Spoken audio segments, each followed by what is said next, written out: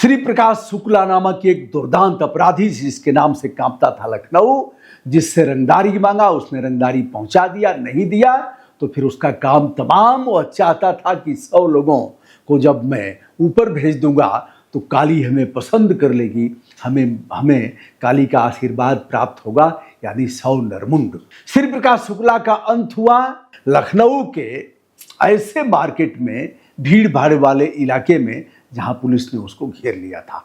आइए दोस्त, lift मांगकर scooter पर बैठने वाला वो हत्यारा था कौन?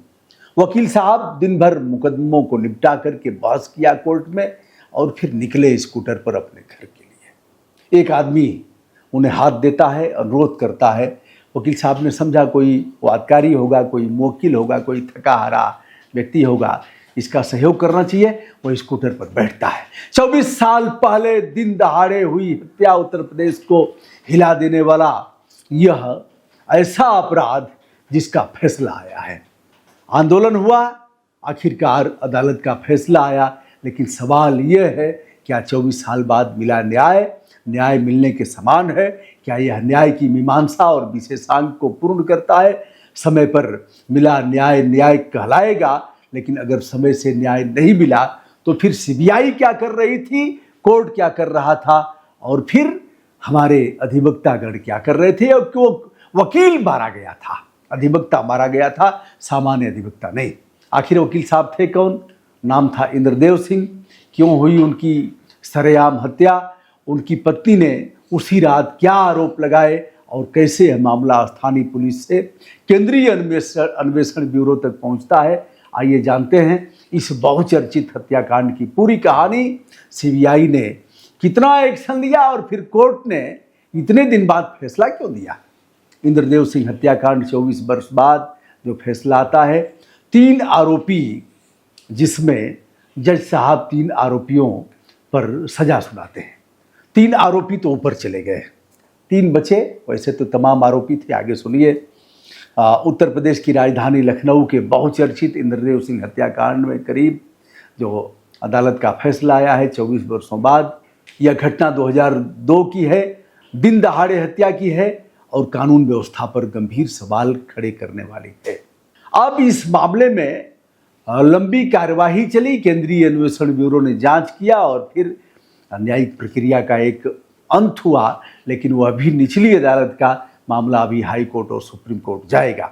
अदालत ने विक्रम यादव उर्फ कालिया, पन्ना सिंह और ब्रजेश यादव उर्फ मुन्ना को दोषी माना। समाचार के अनुसार अगर कोर्ट के आदेश का संज्ञान लें तो दोष सिद्ध के बाद 7 जुलाई 2026 को सजा पर सुनवाई प्रस्तावित थी। और फिर इंद्रदेव सिंह उत्तर प्रदेश के प्रतिष्ठित अधिवक्ताओं में से गिने जाते थे। उन्होंने 1967 में लखनऊ के विश्वविद्यालय छात्र संघ अध्यक्ष का चुनाव जीता था। 1968 से वकालत शुरू किया था। बाद में वे 1989-90 में लखनऊ बार एसोसिएशन के अध्यक्ष भी चुने जाते हैं। वे प्रभावशाली अधिवक्ता के रूप में जाने जाते थे, दबंग भी थे। विशेष रूप से जमीन और संपत्तियों के विवाद से जुड़े मामले, क्राइम के मामले वह लेते थे। अब अगर आगे देखें तो उल्लेख है कि इंद्रदेव सिंह पहले से अपनी सुरक्षा को लेकर के काफ़ी चिंतित रहते थे, लेकिन उस दिन ऐसा हुआ कि अपरिचित व्यक्ति को उन्होंने अपने वाहन पर बैठा लिया। हालांकि घटना वाले दिन परिस्थितियां अलग थीं। 8 अगस्त 2002 को वे कचहरी का काम समाप्त कर अपने स्कूटर से लौट रहे थे, जब पूरा देश क्विट इंडिया मूवमेंट को मना रहा था। अंग्रेजों भारत छोड़ो जो ग्वालियर टैंक मैदान से बापू ने छेड़ा था, उसी समय शाम को कचहरी के पिछले गेट के पास एक युवक उनसे कुछ दूरी पर छोड़ने के लिए लिफ्ट मांगता है।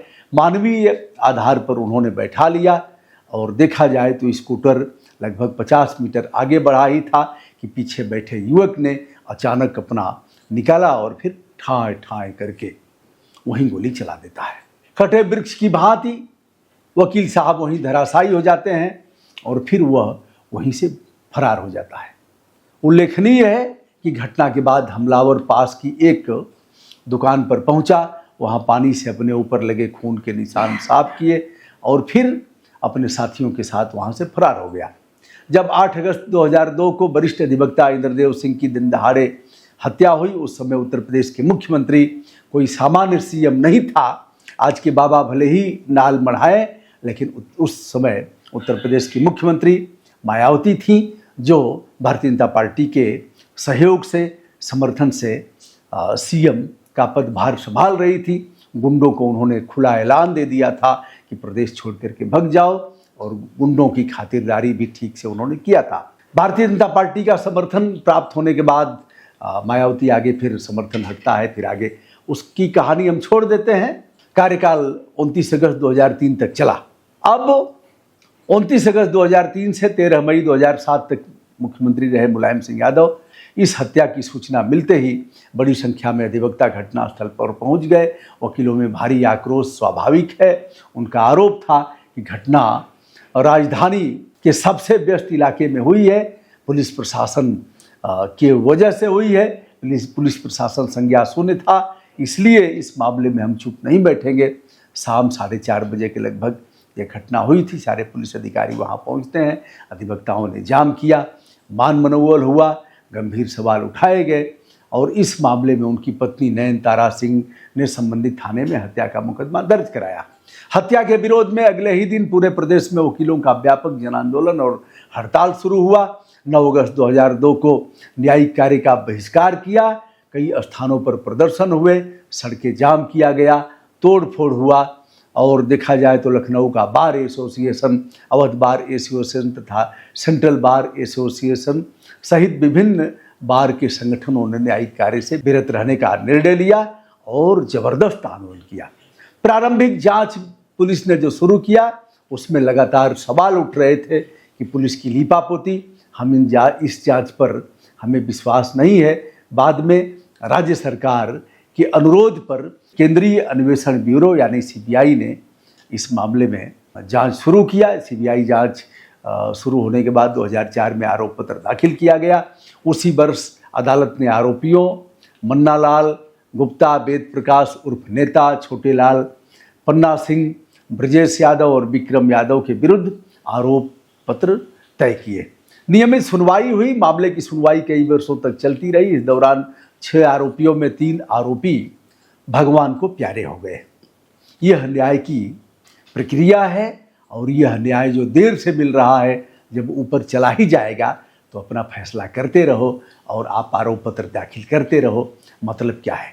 लंबी जांच, अनेक गवाहों की गवाही और वर्षों तक लटकती हुई सुनवाई के बाद लखनऊ विशेष सीबीआई न्यायालय कोर्ट संख्या 2 के विशेष न्यायाधीश वायुनंदन मिश्रा ने आईपीसी, सीआरपीसी जो धाराएं प्रचलित थी 302, यह बहुत दिन तक लोगों को याद रहेगा, यानी हत्या का मुकदमा 120B यानी षड्यंत्र के आधार पर 7 जुलाई 2026 को दोषी करार दिए गए।